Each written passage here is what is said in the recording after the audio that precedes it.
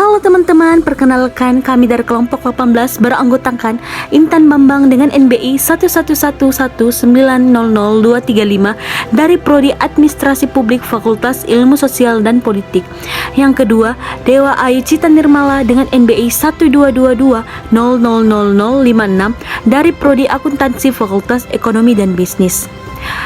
Video ini merupakan tugas UAS mata kuliah Patriotisme kelas E tahun ajaran 2021 dengan dosen pengempu Bapak Edi Wahyudi SH MSI. Tujuan dari pembuatan video ini untuk memenuhi nilai UAS mata kuliah Pendidikan Patriotisme dan menambah wawasan bagi kita semua mengenai potensi integrasi nasional baik ancaman militer maupun ancaman non-militer. Perlu kita ketahui, sistem pertahanan dan keamanan Indonesia berada di antara sistem pertahanan kontinental di utara dan sistem pertahanan maritim di barat, selatan, dan timur.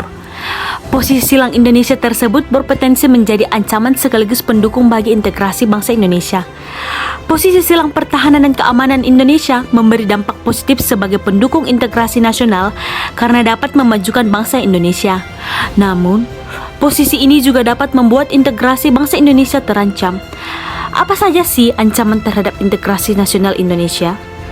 Ancaman yang berpotensi merusak integrasi nasional adalah ancaman militer dan ancaman non-militer. Ancaman militer merupakan bentuk ancaman dengan menggunakan senjata dan terorganisir di bidang pertahanan dan keamanan. Ancaman ini dinilai sangat berbahaya bagi kedaulatan negara, keutuhan wilayah, dan keselamatan bangsa. Contoh dari ancaman militer adalah peristiwa G30 SPKI yang terjadi pada tahun 1965. G30 SPKI menjadi tragedi yang kontroversial dan mengancam keutuhan Negara Kesatuan Republik Indonesia atau biasa disebut NKRI. Peristiwa G30 SPKI memakan banyak korban dari kalangan petinggi militer Indonesia yang diduga dilakukan oleh Partai Komunis Indonesia atau biasa disebut PKI. Sedangkan ancaman non-militer merupakan ancaman yang tidak menggunakan senjata, tetapi jika dibiarkan akan membahayakan kedaulatan negara, keutuhan wilayah negara, dan keselamatan segenap bangsa Indonesia. Salah satu penyebab ancaman non-militer adalah pengaruh negatif dari globalisasi.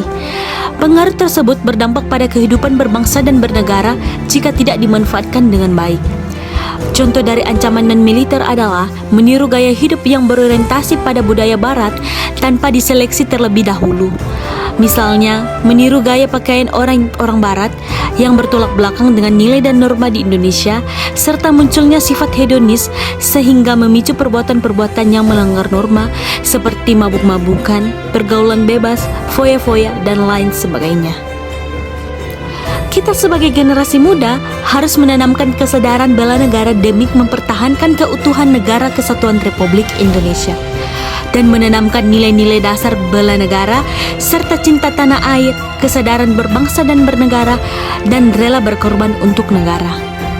Sekian informasi yang dapat kami sampaikan mengenai potensi integrasi nasional, baik ancaman militer maupun ancaman non-militer. Mohon maaf apabila terjadi kesalahan kata dan informasi yang kami sampaikan. Terima kasih.